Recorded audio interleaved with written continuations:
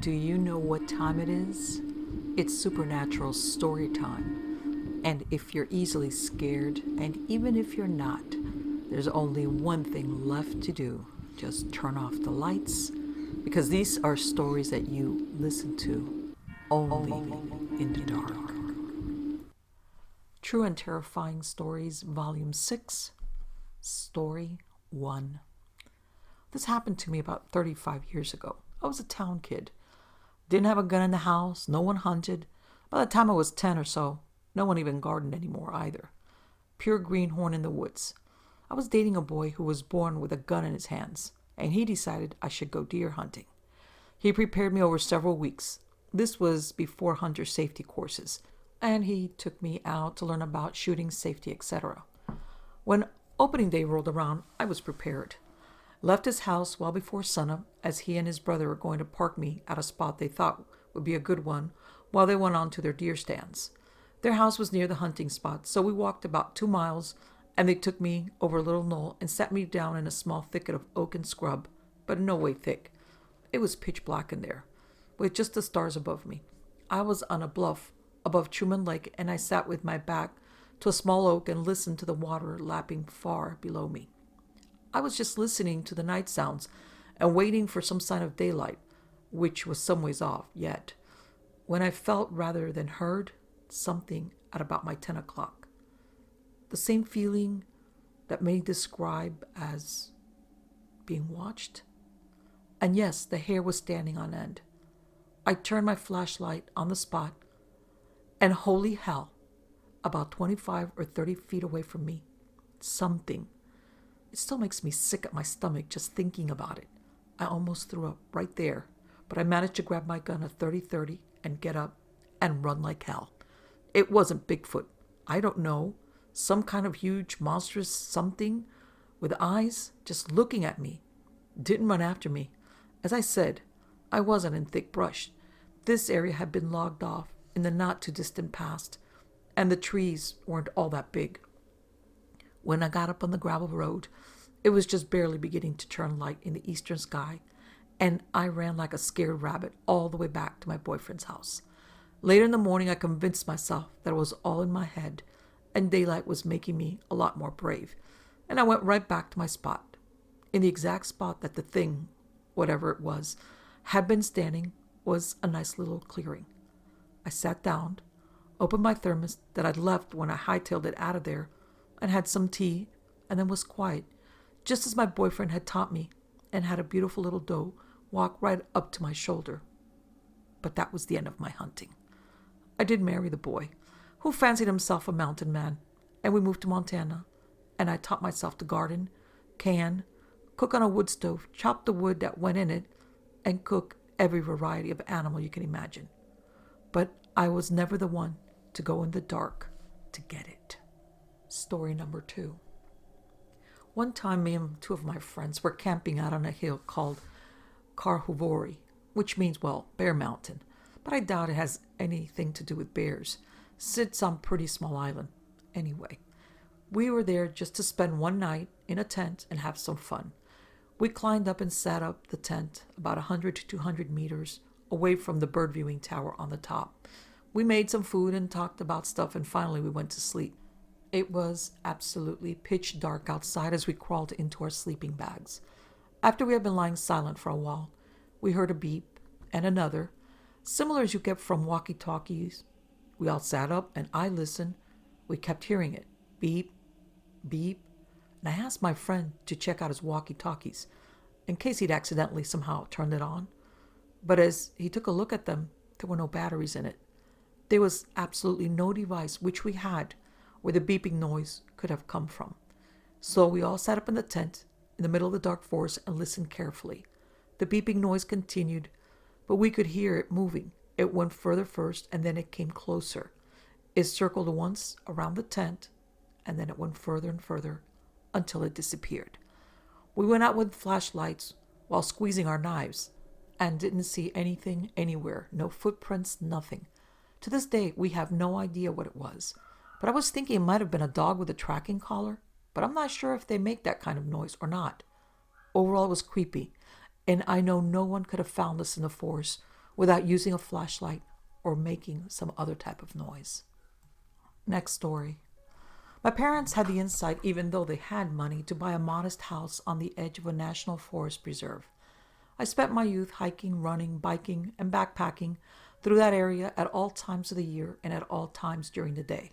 I've often joked that the mountain lions that live in those hills have probably drooled over me more than once. I'm a scientist at heart. I got my bachelor's in biology, and from this I know that we know little of the natural world, and I am keen to believe that there are animals out there that we do not know of. I've never told this story before. I'm a Navy guy, and I've seen people die in front of me and under my care. I'm incredibly calm under pressure, but the story that follows is the only thing that ever broke my calm resolve and almost had me crying from fear, primal fear. I was visiting my parents' house on leave from the Navy. My room was occupied by my niece, so I took the living room. The living room faces the woods and mountains of the nature preserve. The entire wall is almost ceiling to floor windows, which allows for beautiful view and a lot of light during the day. I loved them until this night. I went to sleep on a couch right against the windows and quickly fell asleep facing away from them. The first half of the night was sleepless until I was jerked awake suddenly by paralyzing fear. Not sleep paralysis. I could move. I was aware and rational, but my heart was beating hard and fast. My veins felt like they were about to burst, but more than anything, I felt like I was in the most terrifying presence of something that I've ever felt. I could almost feel it was looking at me from the darkness beyond the windows. And given all my strength, I could not roll over to peer back. I would not. I felt to do so would be my end. I honestly feel foolish talking about this. I've dealt with more than my fair share of life and death experiences. I've had guns to my head. I've been in violent riots in foreign countries, but this was different and it felt primal. I don't know how long I laid on the couch trembling with utter fear, but morning eventually came, and with the rising sun, the presence left. I've never felt it since, and I never wish to again. Words fail me, but to describe the fear, the utter fear that my life was about to end, was the strangest thing of my life. Perhaps it was a lucid dream, but I was on no substances or prescriptions. All I know is I've never felt anything like that before or since. Next story. When I was younger, my younger brother and I used to share a bed. The bed faced the big curtain-covered windows, which were usually impossible to see through at night. One night, we stayed up a bit late on the laptop and whatnot, and decided to get to sleep considering it was around 11 or 12 a.m. I think an hour or so later, I woke to find my brother weeping and crying out for our mom. "What's wrong?" I asked him. "I'm scared." He groaned again and went back to weeping. My brother tends to get scared at everything, from that little doll Chucky to the television show 1,000 Ways to Die. Knowing I would get a lame answer, I said, "Why are you crying for Mom? It's 1 a.m. Go back to sleep." He continued weeping until he said, "I heard scratching." I thought he was just being dumb. Probably thought it was just our cat. "What?" "Just ignore it and go to bed," I told him, mumbling to myself, and I closed my eyes again. Suddenly, I heard the most startling thing I've ever heard in my lifetime. Hell, I wanted to cry for Mommy too. It was scratching. I didn't actually think my brother was right, but as soon as I heard it, we both scrambled under the covers and shielded our ears. I kept considering it to be our cat, but I remembered letting him out a couple of hours before. Our windows were lifted pretty far off the ground for rodents to come and scratch at it, and it didn't even sound like it was the window that was being scratched. There was this deep sound to it, like something was scratching and grabbing at something. I even tried comparing sounds the day afterward. I scratched at the window, and it was definitely not the same sound. I still don't know what it was. Back to that night. As soon as we heard it, I started yelling for my mom to come. I was shaking and was mentally disturbed. She finally rushed in and asked what the hell happened. We told her, and she went to the window and checked. Nothing was there. Days after, I couldn't even sleep without thinking about the scratching sound coming back. It never did. But that was an experience I will always remember. Next story. I used to go to my dad's office every Friday night, and this incident took place on one of those nights. The office was located in a very quiet area, and the street was dark with all the stores closed or ready for the night. I was standing outside the office door about to leave with my dad, but he forgot something and went back in to get it. As I was waiting for him outside, a man out of nowhere walked up to me. And that's when my senses went nuts in my mind. Somehow I felt an immediate danger, and I needed to get away from him. But nothing was wrong with his appearance, just a normal-looking guy. I didn't know what to do, nor why I felt that way. I could either overreact and tell him not to come any closer, or just run back in the office. What I did was I opened the office door halfway and went back inside, but still peeked outside. If anything happened, I could always shut the door quickly. After all of that, the guy finally got within talking distance to me and asked, "Is there church tomorrow?" And I politely answered, "No." Then I shut the door. Now, think about it. It was Friday. The next day was Saturday. Why would a person even ask if there's church on a Saturday? Besides, that office wasn't a church at all.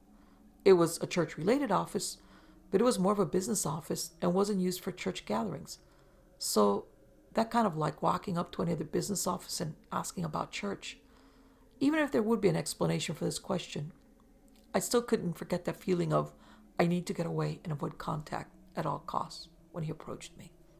I don't really know if there's a meaning from this experience because nothing happened, but maybe that's because I had made the right decision and dodged a bullet by following my senses and got away safely. I haven't experienced anything like this ever since, but what I did learn was to follow my senses and my feeling no matter what. Next story. Water plant operators have the unfortunate task of working all hours of the day. I was a new operator just recently certified and was working the graveyard shift from 11 p.m. to 8 a.m. The plant I was working at was built in the 1920s, and there were several people killed during the construction. It was always said that the plant and the grounds were haunted. Being someone that was used to being out in the woods alone and camping, I paid very little attention to the ramblings of some old guys that had worked at this plant for 30 years. It should be noted that during the construction of the new lake that fed the plant, they had to move a Civil War monument, but it was decided that the graves should not be moved. They placed the war monument in a graveyard where the latest date on the headstones was 1774. This family graveyard was on city property. I give you that background to set up the two stories I have to tell of incidents that happened to me over my 10 years working at this water plant. One rainy, cold fall night. Don't they all start that way? I was needing to run some tests since the water coming into the plant was getting muddy. I walked into the lab and started getting all my tests set up to run. Once I had all my stuff together, I was over to the wet sink where I would take my samples. I filled the flask up with water and walked to the other side of the lab to run the tests. I picked up a beaker and filled it with water and ran my first test. After dumping the test water down the drain, I reached for the flask only to find that it was not where I had set it. I could see a trail of water on the counter like someone had taken the flask and slid it across the counter. I walked back over to the wet sink, and there was the flask, sitting right where it normally sat, full of water. I was wide awake for the rest of the night, afraid to not have my back against the wall. The second incident was a foggy morning, just as the sun was coming up over the lake. I was out on the basins drinking a cup of coffee, just looking at the lake. I heard what sounded like a yell. The only thing I could compare it to is a rebel yell. I looked over at the family graveyard and saw a shadowy figure in gray standing at the graveyard. I blinked to clear my vision, and the figure was gone. Come to find out, I was not the only one to see this figure on a foggy morning. Several say that he's been seen there on and off for as long as the plant has been there. Next story. Not long after I moved to this property that I live on, I was lying on the couch one afternoon. I was watching the news and had the TV turned down kind of low.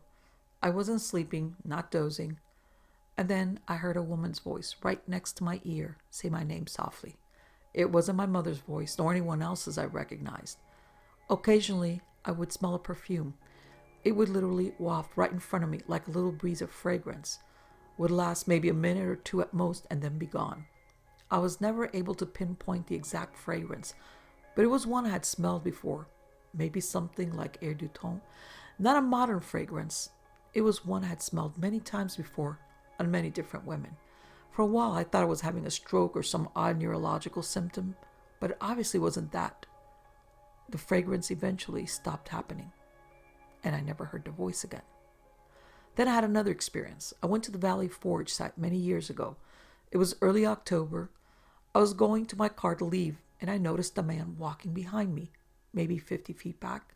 He was wearing a black suit coat, vest, and pants, white shirt, dark tie, and this seemed odd to me, a black bowler hat. Had a dark, probably black mustache. He was carrying what looked like a thin briefcase. I walked another 15 or 20 feet and reached my car, and as I unlocked the door and was getting in, I noticed the man was gone. The strange thing is that from where I was standing, there was nowhere he could have disappeared to. No trees nearby that could have hidden him.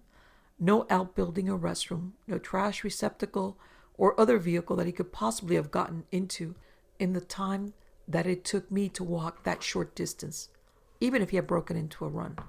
There was just no place for him to get to in order to hide. He was just gone. Next story. This didn't happen to me, it happened to my wife. Every day, either one of us or both of us takes the dog for a long walk along a long track that leads into a big expanse of moorland in Yorkshire. Recently, my wife went alone as I was working. She walked about 3.5 miles along the track to the end, where we turn around and walk back. About 100 yards or so from the end of the track is a ford, where the track crosses a muddy stream. There are stone flags at both sides of the ford to make it easier for the gamekeepers' vehicles to cross. The flags can get quite slippery, so she looked down to find her way, and she saw wet, muddy tracks on them, which were heading back up the track, the way she'd just come from. She didn't have a camera on her, but when she described the tracks to me, my blood went cold. They were about the size of a medium human hand in the shape of a dog's paw, but without any claws marks. I've seen enough of them in the United States to know that it sounds like a puma or mountain lion was probably stalking her. But this is England, she said, and I reminded her about the times that I've seen things in England, but she didn't believe me. When I go out in the wilds, I'm always armed with at least a hunting knife, but she had nothing except for a small, scruffy dog.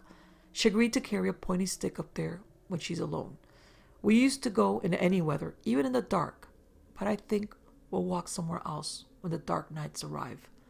Our government over here deny that there's a problem with wild animals that shouldn't be here, but having worked in the countryside for a number of years, I disagree. I've seen what I believe to be adult big cats from a distance, and a young one closer up. It's only a matter of time before somebody's killed by one, but it won't be any of us. At least I hope so. Next story. This happened back in 2012. I ended up camping in Epping Forest. I found a sweet spot next to a small clearing, and someone had built a lean-to out of the branches lying around. After setting up a small fire and collecting a fair amount of wood, I lay back in my bivvy listening to my wind-up radio. Usually I drift off listening to radio or some talk station, but I wasn't able to do that night. About midnight, my radio went off through lack of power, and I heard this crunch of what sounded like someone walking to my camp. I couldn't see anything, it was pitch black, so I got out of my bivvy with the footsteps coming closer, and I switched on my headlamp. The noise stopped, and I still couldn't see anything unusual. I scanned the area for a bit, then got a thickish branch from the woodpile and my Phoenix LD-22 from my pack and switched the headlamp off. Crunch, the footsteps headed towards me again at a faster pace. Flashlight goes on, then I switch to the strobe. Now, whatever that was that hightailed it in the opposite direction crashed through some bushes in the process. Now, I still haven't seen what it is, and I'm thinking it wasn't a deer, maybe a wild boar, or someone with night vision on, and I decided to keep the fire on and make it a bit bigger, so I ran around my camp picking up more firewood, and then I see another lean-to on the tree right next to the tree I've set up my tarp on, and that really creeped me out. I'm sure that was not there before, but it's dark when I set up the camp, and I could have missed it, but it was so close The first one I saw was further away. I didn't touch the wood of the lean-to and had a mostly sleepless night. In the morning, I found a trampled grass trail that ended within 20 feet of my camp. Ground was dry, so if it was a boar, it left no prints, but I still reconned and found it was human by the sound, but can't work out why I didn't see anything in the strobe at that range. Needless to say, I never went back to camp at Epping Forest. Next story. When I was 5, my parents divorced and I lived with my mom for a while. Turned out she wasn't that good at being a parent or staying sober, so eventually I ended up living at my dad's. I hadn't spoken to him for a few years, and it turned out that he moved from Missouri to Kansas for work. Anyway, after the drive from Illinois to Kansas, we arrived at my dad's house. I was immediately in love with the house. It was situated on a grass airfield about a quarter of a mile back from a main road. Being an airfield, there was little hangars everywhere, but between the house and the hangars was a small tree line. The house itself was this 2-story old farmhouse with a pretty dense wooded area on the south and west sides of the house, with the hangars to the north and the airstrip to the west. Basically, your pretty typical old Kansas wheat field farmstead. My dad was pretty awesome and let me have the whole second-story attic to myself. After living in dank basements for a few years, it was like living in paradise. I had all the privacy I wanted and the biggest room in the house. The attic was all painted hardwood floors, had a chimney post through the middle of it, and 2 closets. 2. For a girl, I was pretty much in heaven. I set to decorating it with white Christmas lights and chalk drawings. Yes, I used chalk on my walls and got away with it. I was pretty spoiled. Fall and winter passed with not so much going on. I was pretty happy and getting adjusted to school and whatnot. My dad worked second shift, and after he had a falling out with my babysitter's husband, he decided I could be on my own at night. I was stoked. I felt so grown up. Anyway, I was at home one night, munching down on some cereal and watching TV, when I heard footsteps upstairs. At first, I didn't think anything of it, as there were a couple of times I heard squirrels running through the rafters. I figured there must be some kind of animal hanging out upstairs. Curious, I put down my cereal and thought, hey, maybe I'll catch a raccoon. So I tromped upstairs, and when I got to where my head is level with the floor, I got the willies, big time. I could hear my heart thumping in my chest, and I got super sweaty. I looked around and didn't see anything, but I could hear the footsteps, loud. I got the courage up and said, cut it out. I'm not kidding here. And they stopped. The next day at school, I told my friend Kelsey what happened, and she was like, oh crap, Arcadia, your house is haunted. Can I come over? I was super excited. That Saturday, my dad and I went and got all the soda and snacks 2 little girls could ever hope for. I hadn't told my dad what we were doing was really a paranormal investigation, but he didn't need to know that anyway. So, Kelsey comes over and we're playing and talking about boys upstairs. Suddenly, she and I got real quiet, and we both looked up at the same time towards the closet. There wasn't anything there, but we were like, oh yeah, ghost time. So we start digging into the closet with a flashlight, and at the back of it we find a little painted over door. Jackpot. I ran downstairs. Dad, come see this. We found a door. So my dad comes up, and we show him the door, and he gets a putty knife, and we start trying to open this thing. Got it open, and there's nothing back there. Just beams, spider webs, and dust. But I got the creepiest feeling that something back there was watching us. I dared Kelsey to go in, and she punched me. No friggin' way, crazy lady. So that night, we're in bed, spooking each other, and eventually fall asleep. No big deal. A couple of weeks go by with no incident, and Kelsey calls me one night and says, all right, I got a Ouija board from my sister, and she said it works by calling up dead people, and you can talk to them through it. I'm like, all right, awesome, I'm game. So that weekend she comes over. I decided that it has to be dark, so we lighted some candles, flipped on the Christmas lights, and made a little circle around us. We started playing with this board. At first, we're both giggling and pushing it around. You're pushing it. No, you are. You know the drill. All of a sudden, I realized, no, I'm not pushing it. So I asked, Spirit, what's your name? It's like the board comes alive, and the pointer's going crazy. W-I-L-L.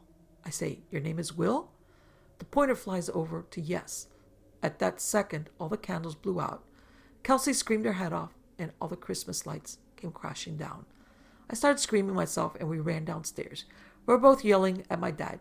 "There's a ghost up there, and his name is Will. Dad, for real, there's a ghost. Heard footsteps." My dad calmed us down, and we decided to sleep downstairs. In the middle of the night, I woke up alert. All the hairs on the back of my neck were standing straight up, and I heard footsteps. They went back and forth across the floor. This time, I knew it was not an animal. And I got so freaked out, but I lay there paralyzed, thinking that any second they're going to come down the stairs. They didn't, and eventually I fell asleep. So after that, I came to terms with the fact that the house is haunted. I pretty much made camp on the couch downstairs, and even moved one of my dressers downstairs so I didn't have to go up there. One night, I was sitting on the computer doing homework, and I got the freakiest feeling that I'm being watched. And this wall of deja vu hits me. I'm like, okay, I've had this happen before. Something bad is going to happen. So I sat there, frozen on the computer, but nothing happened for a few minutes. And I relaxed and went back to doing my homework. Then I heard it. The footsteps. I closed my eyes real tight and started counting back from 100 out loud. 89, 88, 87. Bang, bang, bang on the ceiling. I about jumped out of my skin. The door to the stairs opened. I heard it, but I didn't dare open my eyes. 86, I yelled. 85, 84. By the time I got to the 50s, the house is silent. I spent the rest of the night wrapped up in a blanket on the couch until my dad got home. I told him what happened, and he just shrugged it off. Nothing happened for the rest of the summer. Everything was light and breezy outside. I played a lot during the day. Kelsey came over and we investigated the milk barn and found all manner of creepy decayed things. We got really interested in fairies that year and started taking pictures of each other dressed up with Halloween wings on. One night, I got the courage to go to sleep in my bed. I'm a big girl and nothing has happened for a while, so surely it'll be okay. I went up there and I thought, yeah, this room is awesome. I don't know why I let anything freak me out.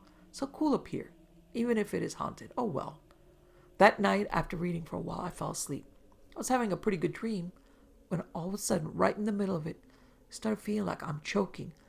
And I know in the dream that it's not part of the dream, that it's real. So I forced my eyes open and every inch of my body is paralyzed except my eyes.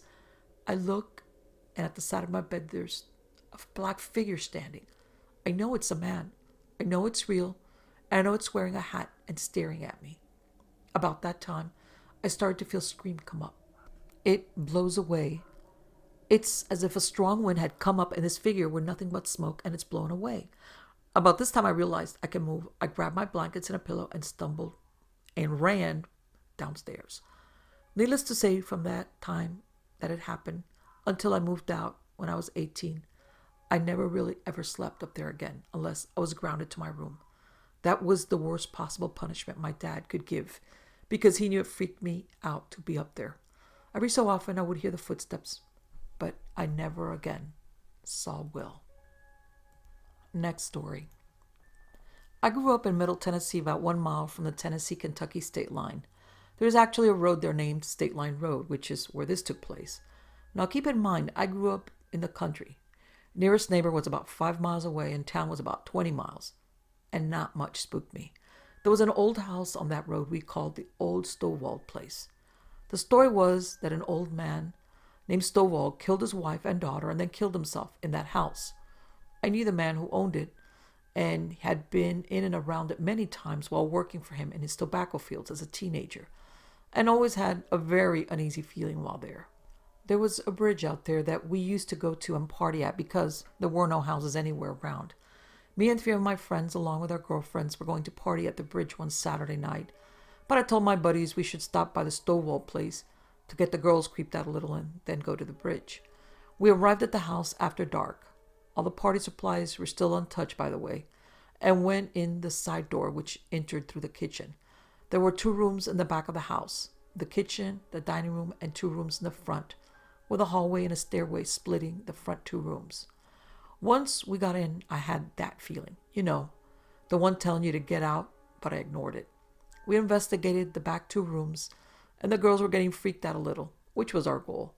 We then entered the one of the front rooms from the kitchen. Looking through the hallway into the other room, I told everyone that this is where they found the old man Stovall dead. At least, that's what the current landowner told me. I looked at my best friend and said, let's go check it out. The girls were getting really freaked out as my buddy and I headed towards the room. As we entered the hallway, the wind picked up like crazy outside, like someone had turned on a switch, and we both felt an ice-cold blast that seemed to come from everywhere at once. It was a dead calm crystal clear night before this. We left the hall and went back to the room with our friends, and the wind immediately quit, like a switch just turned it off. We all looked at each other with what the heck just happened look, and then I got a totally different feeling. It was a feeling of sadness, anger, but mostly evil. That is the only way I know to describe it. We went into the hallway again, and again the wind picked up, and it quit as soon as we left the hallway. This time, we all agreed that we had to leave. That evil feeling was almost overwhelming now. We didn't waste any time getting to the cars, but when my girlfriend and I got in the front seat, she screamed, "What the hell is that in the door?" I looked at the doorway we had just exited through, and I saw a dark shadow in the form of a man with glowing red eyes, and it seemed to just stare at us. We peeled out of there and made it to the bridge in record time. The group in the other car got out of the bridge and yelled, "What the heck was that in the doorway? Did you all see it?" I'm sure that was some form of old man Stovall staring at us. It took a while to shake off that evil feeling completely. I never went back to that house, and when I told the owner what happened, he confirmed that he had the same feeling around the house. He tore it down about 6 months later. Good riddance. I still get goosebumps whenever I tell this about this experience. It was 1987. I was 17, but I still remember it like it was yesterday.